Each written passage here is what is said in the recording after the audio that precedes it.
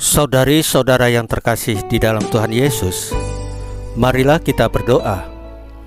Dalam nama Bapa dan Putra dan Roh Kudus. Amin. Bapa kami yang ada di sorga, dimuliakanlah namamu, datanglah kerajaanmu, dan jadilah kehendakmu di atas bumi seperti di dalam sorga. Berilah kami rezeki pada hari ini, dan ampunilah kesalahan kami, seperti kami pun mengampuni yang bersalah kepada kami. Dan janganlah masukkan kami ke dalam pencobaan, tetapi bebaskanlah kami dari yang jahat.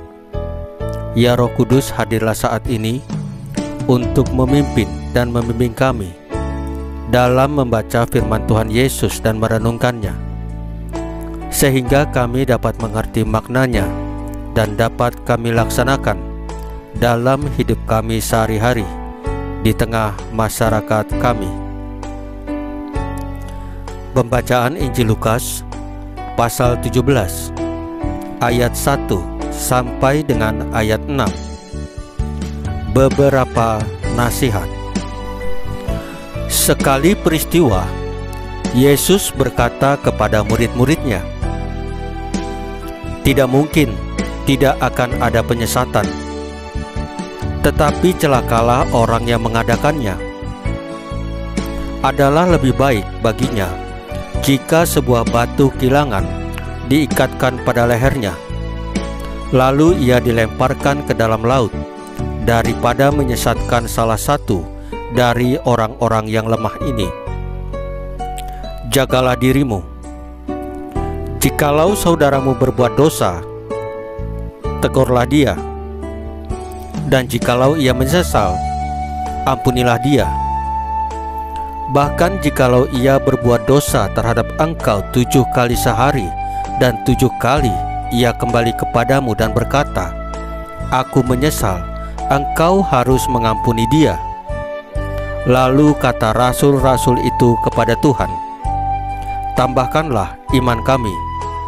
Jawab Tuhan, "Kalau sekiranya kamu mempunyai iman sebesar biji sesawi saja, kamu dapat berkata kepada pohon ara ini, 'Terbantunlah engkau dan tertanamlah di dalam laut,' dan ia akan taat kepadamu." Demikianlah sabda Tuhan. Terpujilah Kristus. Saudari-saudara yang terkasih di dalam Tuhan Yesus, beberapa waktu yang lalu muncul orang-orang yang menyebut dirinya pemuka agama atau pengajar agama, tetapi pekerjaannya tidak lebih hanya menjelek-jelekkan agama lain. Inilah model pemimpin agama yang menyesatkan, karena bukannya mengajak umat untuk saling menghargai, saling mengasihi, dan saling mengampuni, tetapi sebaliknya dia berlaku seperti kompor yang siap memanas-manasi umatnya untuk membenci penganut agama lain. Jelas ini bertolak belakang dengan hakikat agama manapun juga. Paulus melalui pesannya kepada Titus mengingatkan kita untuk benar-benar memilih para pemuka agama dengan syarat yang ketat, yaitu orang-orang tak bercacat yang hanya mempunyai 1 istri, tidak angkuh, bukan pemberang, bukan peminum, bukan pemarah, tidak serakah, melainkan suka memberikan tumpangan, suka akan yang baik, yang bijaksana, yang adil, yang saleh, yang dapat menguasai diri, dan lain-lain. Paulus menekankan hal ini dengan sangat keras, karena seorang pemimpin harus bisa menjadi teladan dan panutan. Maka menjadi sangat memprihatinkan dan sangat miris kalau sekarang ini ditemukan banyak pengajar atau pembicara agama yang sehari-hari hanya menjelekkan agama lain. Kita bisa menilai kualitas mereka seperti apa dan mau dibawa kemana umat mereka. nurani kita bisa menilai hal ini.